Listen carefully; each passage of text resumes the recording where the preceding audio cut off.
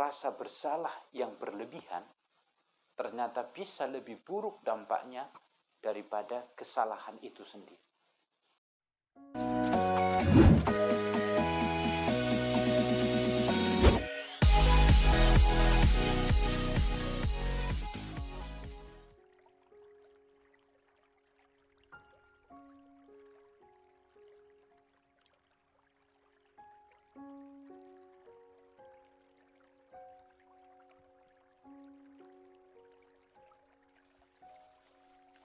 Ada seorang bapak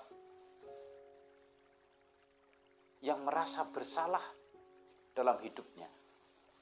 Lalu kemudian dia melalui malam-malam yang sulit, hari-hari yang sulit, karena dibelenggu oleh rasa bersalah ini.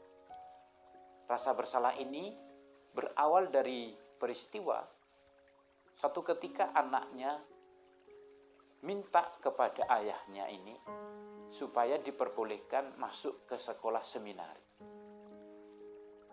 Tapi ayahnya menolak dan tidak mengizinkan anak ini untuk masuk sekolah seminari. Akhirnya ayah ini memasukkan anaknya ini ke sekolah favorit di kotanya.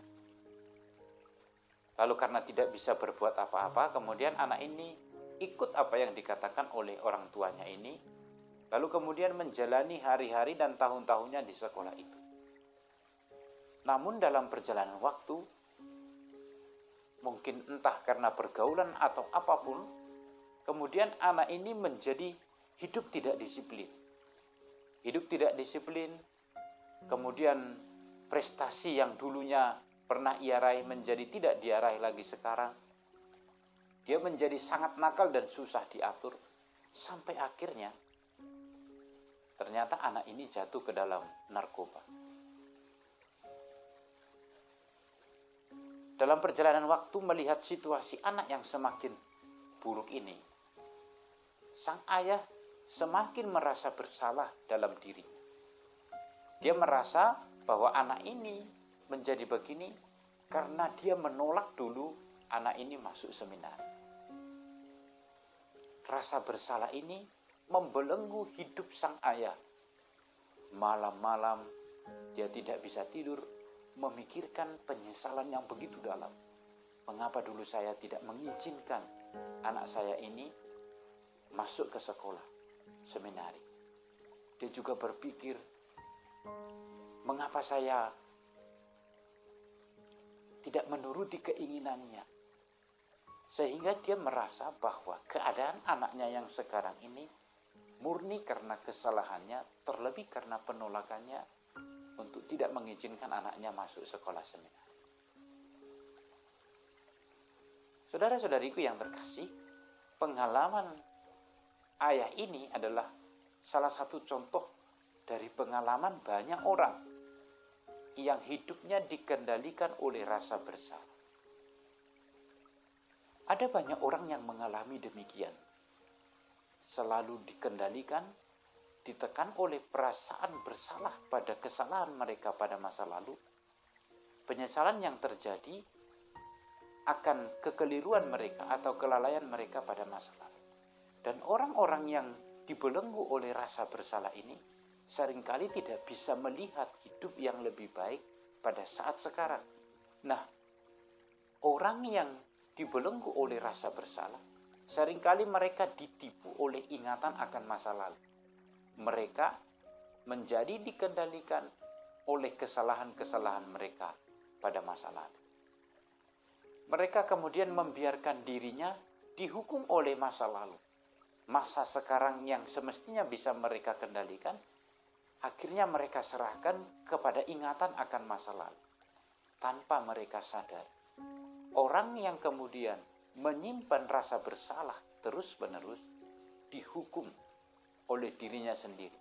Meskipun hari-hari ini ada banyak kebaikan yang bisa mereka buat, seperti sang ayah, meskipun hari-hari ini ada banyak hal-hal lain yang bisa dia buat kepada anaknya, tapi justru hidupnya ditekan, dikendalikan oleh ingatan akan masa lalu, sampai kemudian sekarang dia tidak berpikir untuk berbuat apa-apa terhadap anaknya. Semua orang punya pengalaman bersalah pada masa lalunya. Mungkin ada orang yang merasa bersalah ketika tidak mempedulikan orang tuanya semasa hidupnya. Ada kemudian yang merasa bersalah karena kelalaiannya terjadi kecelakaan kepada orang-orang yang dia kasihi. Ada yang kemudian merasa bersalah karena dia lalai memperhatikan keluarganya. Dan masih banyak pengalaman lain yang membuat kita bisa merasa bersalah dalam hidup kita.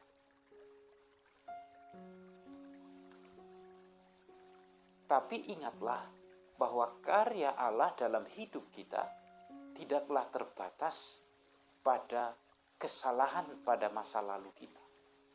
Tapi sesungguhnya Allah tetap bekerja sejak masa lalu, bahkan mengubah kita sekarang dan pada masa-masa yang akan datang. Allah tidak berhenti memakai hidup kita sebagai alatnya hanya karena kita punya kesalahan pada masa lalu. Melainkan masa lalu tidak menjadi alasan bagi Allah untuk tidak memakai kita sebagai alatnya untuk berkarya masa kini dan di masa mendatang. Karena itu, atau rasa bersalah yang berlebihan, yang tidak dilepaskan, bisa menjadi lebih buruk dampaknya daripada kesalahan itu sendiri. Semoga inspirasi ini berguna untuk kita semua. Sampai jumpa di lain kesempatan. Jika Anda merasa video ini bermanfaat, silahkan dibagikan.